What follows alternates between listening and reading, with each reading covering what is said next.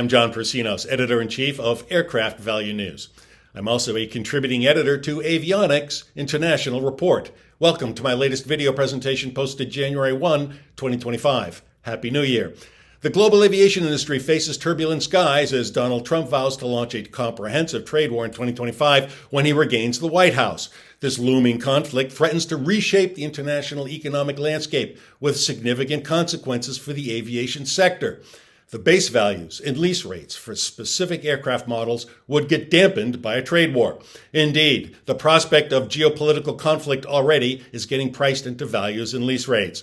Central to this dynamic is the duopoly of Boeing and Airbus and China's emerging aerospace champion, the Commercial Aircraft Corporation of China, Comac. The interplay among tariffs, global supply chains, and economic growth will define the challenges and opportunities for these and other aviation players worldwide. Boeing and Airbus dominate the global aviation market. Both manufacturers rely on intricate, interdependent supply chains that span the globe. Take a look at the following chart. According to Aviation Week Network, Boeing and Airbus represent 66% of the market today. By the end of 2025, they're projected to manufacture a combined percentage of 76%, or 3 out of every 4 new aircraft, with Comac gaining 1% of the market. But make no mistake, Trump's tariff bluster has raised concerns among other aerospace companies, such as Canada-based Bombardier. Indeed, Trump has taken pains to antagonize America's neighbor in the north. Bombardier and Pratt & Whitney Canada are bracing for the fallout. Tariffs targeting high-value exports, such as aircraft avionics and sophisticated technology, would severely disrupt aircraft supply networks, increasing costs and reducing competitiveness. In the long-running rivalry between Airbus and Boeing, European-based Airbus has been taking the lead in deliveries, as this chart shows. Boeing's safety lapses and withering regulatory oversight have diminished demand for its aircraft. Airbus has been capitalizing on Boeing's stumbles. The once mighty Boeing also has been losing money, as this chart shows, whereas Airbus has been turning a profit. Boeing's stock price has nosedived as well, which is ironic because management's focus on profits, the share price, and stock buybacks motivated the cost-saving production shortcuts that got the company into trouble in the first place.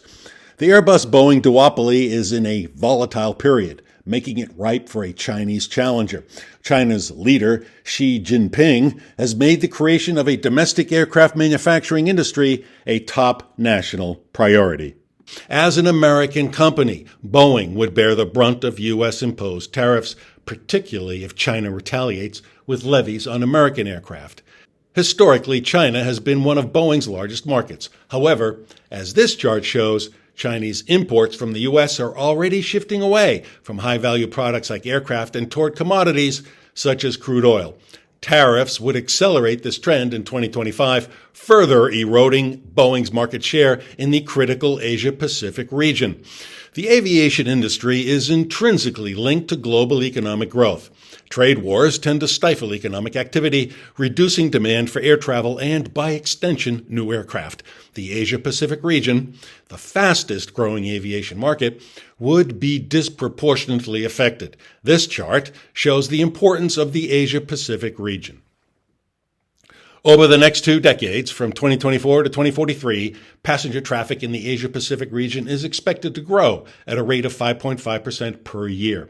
The main reasons for this growth are the growth of the middle class, which is more likely to travel, rapid urbanization, and expected economic expansion. In addition, the accelerated retirement of older and less efficient fleets will result in the Asia-Pacific region demanding more than 17,000 new aircraft, both passenger and cargo. In a region where more than 55% of the world's population lives, economies such as China, India, and even Vietnam and Indonesia are expected to be the main drivers of growth in the region.